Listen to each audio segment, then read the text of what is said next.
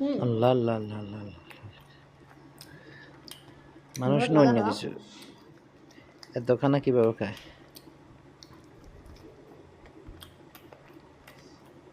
সম্ভব? আমার থেকে তো মনে হয় না এতখানা একটা মানুষে খাইতে পারে। গোটা একটা মুরগি, খাসির লেগ পিস, মাছ, ভাত, কাঁচামরিচ, কোল্ড ড্রিঙ্ক,